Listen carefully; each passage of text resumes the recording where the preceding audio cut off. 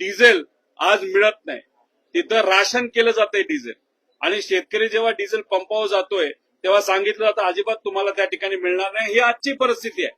अतिशय हालाकीची परिस्थिती शेतकऱ्याला भोगावी लागते, मजुराला भोगावी लागते. लाईटच्या बाबतीत सुद्धा जेव्हा लाईट पाहिजे 6 ते 9 तेव्हा लाईट दुर्दैवाने त्या ठिकाणी दिली जात नाही, जेव्हा दुधाचा वेळ असतो.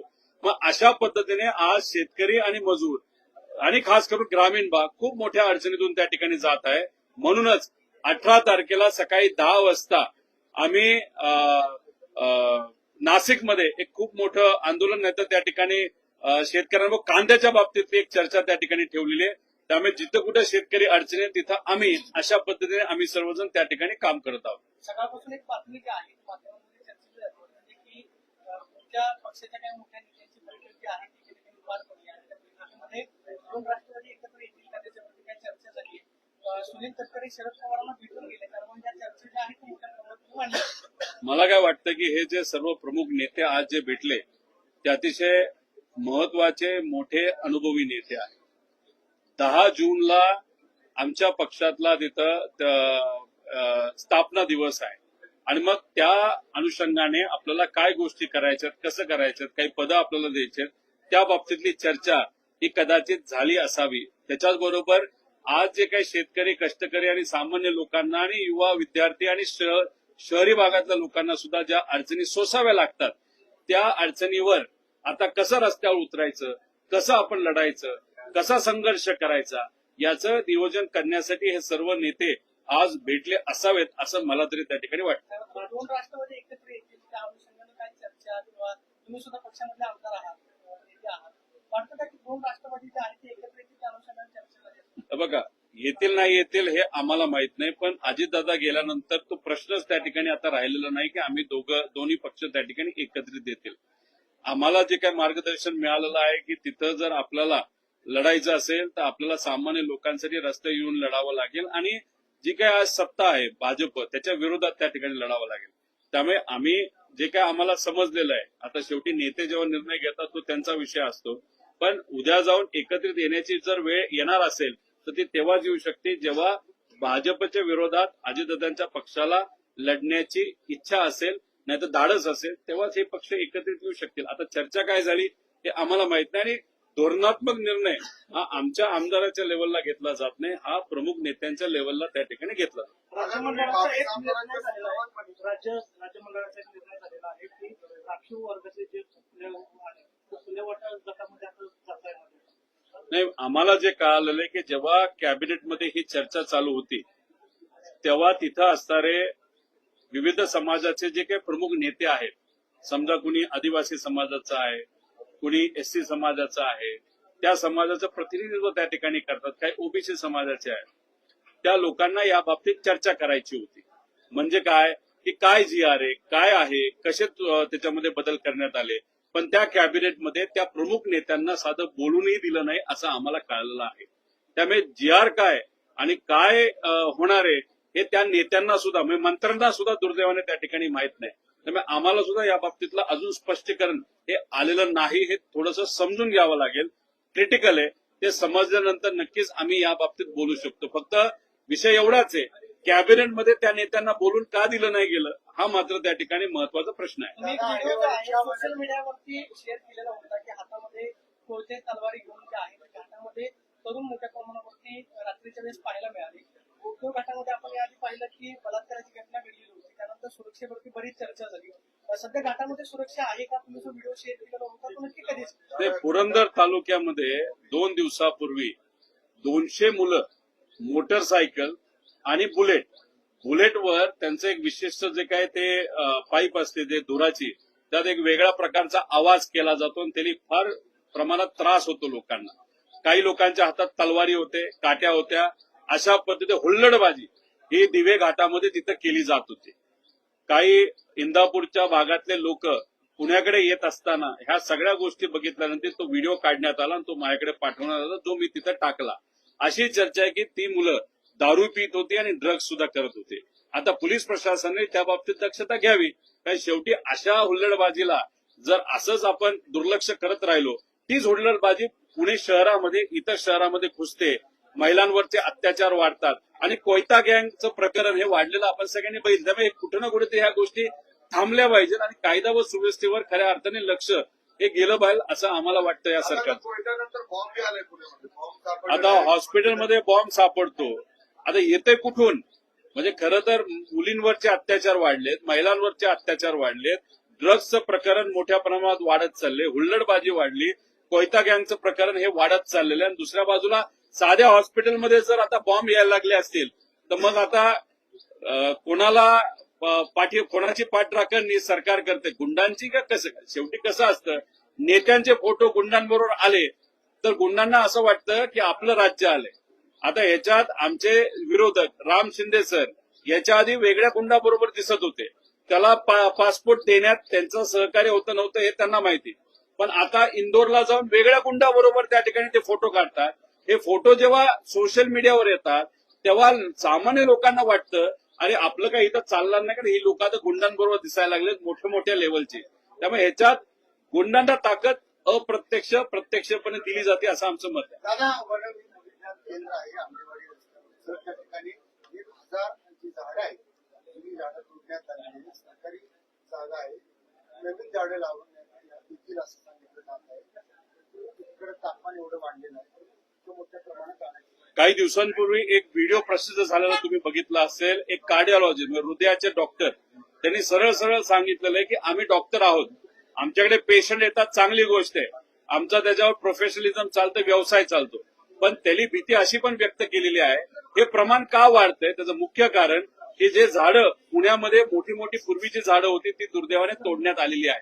म्हणजे महानगरपालिका एक तर त्या बाबतीत कोणालाच विश्वासात घेत नाही, हे जे काही वृक्षप्रेमी लोक आहेत त्यांना विश्वासात घेतलं जात नाही, आणि आज विकासाच्या कामाच्या अंतर्गत झाडं तोडली जातात, त्यामुळे प्रदूषण मोठ्या प्रमाणात वाढत चाललेलं आहे. आणि ह्या सगळ्या गोष्टीमध्ये रॅकेट सुद्धा आहे, भ्रष्टाचार मोठ्या प्रमाणात आहे. त्यामुळे ही जी 1000 झाडं तोडली याच्या मागे लोकांना विश्वासात घेतलं गेलं होतं का? ही तोडून कुठं लावली, दुसरी झाडं कुठं आणण्यात आली, हे कुठेतरी महानगरपालिकेला सांगणं पण महत्वाचं आहे, जे दुर्दैवाने सांगितलं जात नाही. पारदर्शकता आज या महानगरपालिकेमध्ये पुण्यामध्ये आपल्याला दिसत नाही, ही दुर्दैवी गोष्ट आहे. तुम्ही म्हणले की 22 आमदारांचा विषय तो भाजपमध्ये जाणार आहे, मात्र काल शरद पवारांनी पत्रकार परिषदेमध्ये सांगितलं की मला माहित नाही, असं काही वाटत नाही मला, रोहित पवारांना काय माहिती आहे ते मला माहित नाही, पण असं काही वाटत नाही सध्या तरी. तुमच्यामध्ये साहेबांना नाही, शेवटी पवार साहेब मोठे नेते आहेत. या देशामध्ये कुठल्या कानाकोपऱ्यामध्ये काय चाललंय, कुठल्या पार्टीत काय चाललंय हे त्यांना आमच्यापेक्षा नक्कीच जास्त त्या ठिकाणी माहित असावं. आणि जी काय माहिती मी दिली ती काय आज लगेच होण्यासारखी नाहीये, 2029 पर्यंत आपल्याला या बाबतीत वाट बघावं लागेल. पण पवार साहेब जर एखादी गोष्ट त्या ठिकाणी बोलत असतील, स्टेटमेंटवर अजून देखील कामात असं होणार आहे. 29 पर्यंत हे होऊ शकतं असं मला तरी त्या ठिकाणी वाटतं. पण पवार साहेब शेवटी आमचे मार्गदर्शक आहेत, पवार साहेब जे बोलतात ते आम्हाला त्या ठिकाणी मान्य करावं लागेल. आणि अब्दुल पटेलांबद्दल सुद्धा टीका केली अनेक वेळा, पण शरद पवार म्हणतात की ते अनुभवी नेते मोठे. हे बघा, पवार साहेबांच्या मार्गदर्शनाखाली काम करत असताना एक वचक सुनील तटकरे असतील तर प्रफुल्ल पटेल यांच्या पवार साहेबांचा त्या ठिकाणी होताच. शेवटी अनुभवच पवार साहेबांचा इतका त्या ठिकाणी होता. नंतरच्या काळामध्ये जेव्हा पवार साहेबांना या दोन नेत्यांनी त्या ठिकाणी सोडलं तेव्हा सगळेच लोक नाराज झाले होते, आम्ही त्या ठिकाणी नाराज झालो होतो.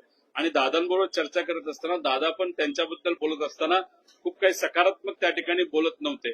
त्यामुळे त्या अनुषंगाने आमच्यासाठी जेव्हा आमच्या नेत्याला जर सोडलं असेल तर या दोन नेत्यांबद्दल आम्ही नकारात्मकच त्या ठिकाणी राहणार. त्यामुळे विषय एवढाच आहे की आमची भूमिका ही कदाचित आम्ही त्या दोन नेत्यांबरोबर कधीच काम केलेलं नाही. आम्ही जे काही ऐकलं आणि बघितलं याच्यावर आम्ही आमची भूमिका त्या ठिकाणी केलेली, आणि ती भूमिका काही लगेच माझी व्यक्तिगत पार्टी म्हणून नाही. पण तुम्ही मला जर विचारलात की उद्या जाऊन सगळंच चांगलं होणार आहे का, त्या लोकांबद्दल माझी भूमिका जी आज आहे तशीच त्या ठिकाणी कायम राहील. पण ज्या लोकांनी त्यांच्याबरोबर काम केलंय, काम करण्याची पद्धत बघितली, नक्कीच त्यांना त्याबद्दल एक वेगळं अनुभव असल्यामुळे वेगळी त्यांची भूमिका त्या ठिकाणी असू शकते. आता पेट्रोल आणि डिझेलचे जे भाव वाढलेले आहेत, 3-3 रुपयाला ते वाढलेले आहेत. आम्हाला जे वाटतं की पुढच्या काही दिवसात अजून ते भाव वाढले जातील.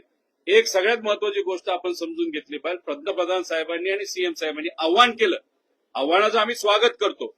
पण एक गोष्ट सगळ्यात महत्वाची काय की जेव्हा काँग्रेसचं मनमोहन सिंग साहेबांचं सरकार होतं तेव्हा 110 प्रति बॅरल असा बॅरलचा तेलाचा रेट होता.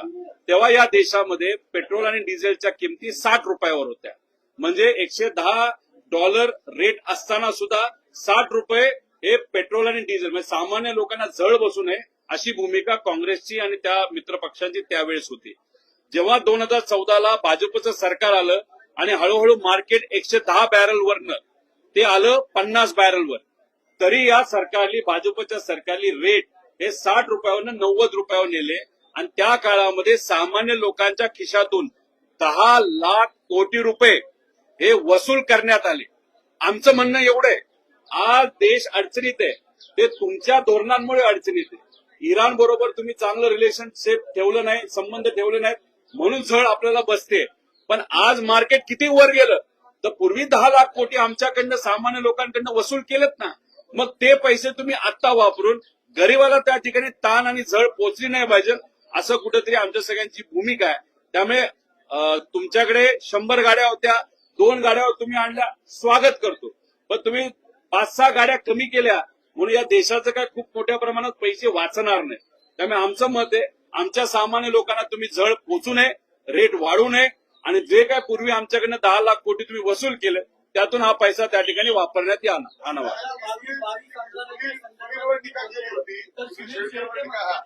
तुम्ही आता काँग्रेसमध्ये काँग्रेसमध्ये जातात. सुनील शेळके असं म्हणतात की तुम्हाला तुम्ही काँग्रेसमध्ये जाणार आहे आणि बारामतीमध्ये तुम्हाला निवडणूक लढवायची आणि तुम्हीच पोटनिवडणुकीमध्ये काँग्रेसचा उमेदवार उभा केला. पण हे बोलताना मला असं वाटतं की त्यांनी भविष्यवाणी सुद्धा केलेली आहे. आता भविष्यवाणी कोण करतं, ज्यांचा काय म्हणतात श्रद्धेवर विश्वास आहे. आता अंधश्रद्धेवर विश्वास आमच्या पार्टीचा का त्यांच्या पार्टीचा आहे? त्यांचे भले भले नेते कुठे जात होते, खरातांचे पाय धरायला जात होते ना, मग त्यांनी त्या बाबतीत बोलावं. विषय एवढाच आहे की सुनील शेळके आता बका बोलताय. जेव्हा अजितदादा अडचणीत असेल तेव्हा एवढे बोललेत का ते? सुनील तटकरे साहेब अडचणीत आले की बोलायला लागतात. मला काय गणित कळलेलं नाही. आता विषय एवढाच आहे, तुम्ही एवढं बोलताना बोला, मला काही फरक पडत नाही कारण का आम्ही महत्व नाही आणि भीक पण देत नाही. मला एवढंच त्यांना विचार, तुम्ही सत्तेत आहात, तुम्ही सत्तेत असून अजितदादांच्या बाबतीत अजितदादांना न्याय देण्यासाठी एफआयआर साठी काय प्रयत्न केले? सीबीआयला तुम्ही प्रकरण द्यावं, प्रस्ताव द्यावा यासाठी तुम्ही पत्र दिलं, तुम्ही स्मरणपत्र दिलं. तुम्ही सत्तेत असून सुद्धा तरी सुद्धा तुमच्या प्रमुख मोठ्या पक्षाने भाजपली तुमच्या स्मरणपत्राला पहिल्या पत्राला केराची टोकरी दिली. काय नाही केलं त्या बाबतीत? काय बोलू शकता तुम्ही? उलट तुम्हाला लाज वाटली पाहिजे, सत्तेत असून सुद्धा तुमच्या मोठ्या नेत्याला तुम्ही न्याय देऊ शकला नाही. आणि बरं आता सुनील तटकरेंवर आलं की चुरू बोलायला लागला. अरे दादांसाठी प्रयत्न करा, मग आम्ही तुमचा सत्कार त्या ठिकाणी करू. आणि मला खरं तर एक सांगायचंय, काकींना सुद्धा सांगायचंय आणि अजितदादांच्या पक्षातल्या सर्व नेत्यांना सांगायचे, तुम्ही सत्तेत आहात, सत्तेत अजितदादांमुळे तुम्ही त्या ठिकाणी आहात. मग अजितदादांच्या बाबतीत तुम्ही सीबीआयच्या बाबतीत काय केलं हे सांगा लोकांना. शब्द देऊन सुद्धा जर तुम्हाला ते करता येत नसेल तर मग सत्तेत राहण्याचा अधिकार तुम्हाला आहे का? अजितदादांचे फोटो लावायचे अधिकार आहे का? 28 तारखेला दादांना 4 महिने होणार आहेत. 28 तारखेपर्यंत तुम्ही त्या ठिकाणी सीबीआयकडे हा प्रस्ताव पाठवून दाखवा. मी स्वतः येईल आणि सत्कार करेल. आहे का तुमच्यात हिंमत तुमच्या मोठ्या नेत्यांच्या नादी लागायची, नाही तर त्यांच्यावर भिडायची? आमच्यात आमची हिंमत आहे, आम्ही आमच्या लेवलवर करतोय, ती आमची हिंमत झाली. त्यामुळे चुरू बोलून होत नसतं, काम करून दाखवावं लागतं. पहिलं दादांना न्याय द्या आणि मग तुम्ही कोणावर बोलायचं त्या ठिकाणी बोला. Yes. त्याला